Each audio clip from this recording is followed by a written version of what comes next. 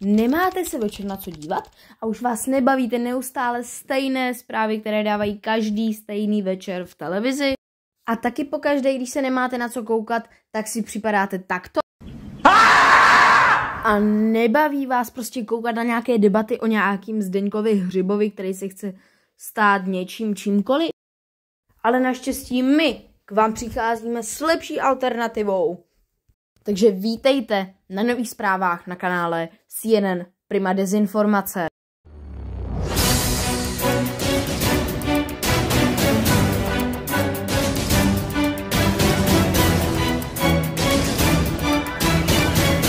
Reportéři z místa činu.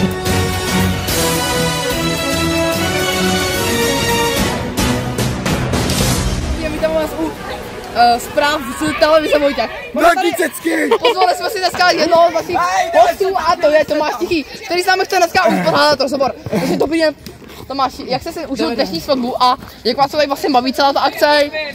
A takových 7 10. Udělal jsem si z toho velký propagandu, hele, velký cecky, nový strip club. 10 10. Můžu taky k tomu něco říct? Ano, pak tam to Kdo špije z kytary, Odo! další reportáž této svatby a doufám, že se nám to teďka povede. Máme tady zajímavou věc a to Ondřej Hanuš by se rád rozvedl se svojí manželkou.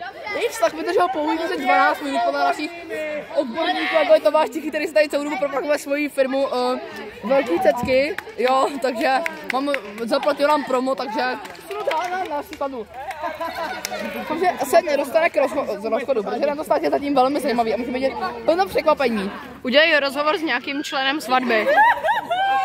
Dáme si tady rozhovor třeba na Vaxana. Já jsem čerý novej. Tady je dobrý na rozhovor. To je svaťákem, děláme rozhovor. Z Velký cecky už taky neděláme rozhovor. Ne, Sofie Anna Sekaninová vypadá jako ideální člověk na rozhovor, podle mě. Tam Davida Příborského. Davide Příborský, jak hodnotíš dnešní svatbu? Byla to svatba plná zvratů a kontroverze samozřejmě. Tento vztah vydržel dlouhých, nebo toto manželství vydrželo Nebudeme tak nakloněný, tak vás se nebyl nějak. Takže to je super. Slyšeli jsme na Davida Příborského, říkal úplně to samé, co tam říkal já, akorát použil jiná slova. Dobrý den, pane Štěpánek, chcete se zúčastnit nové soutěže Vytáhni si s košem ňamku? Jo. Takže musíme najít nejbližší košem. Dáme si menší přestávku a také reklamu.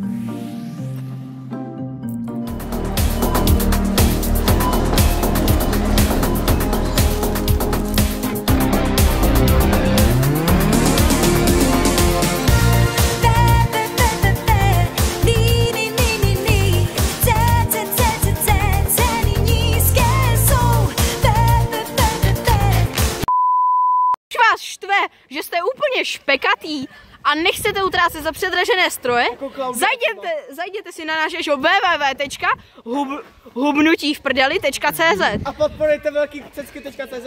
Máme tady například tento běžecký stroj pouze za 19 999. A to se vyplatí. Náš kolega vám právě ukáže, jak to fakčí. Wow, a cítím se o mnohem hubenější. No, odejít, je nám to velice líto, ale my se s vámi chceme rozloučit, svatba už skončila, bylo to velice emocionální a můžete se na nás těšit při další reportáži, takže zase zítra v 19:05 na CNN Prima Dezinformace.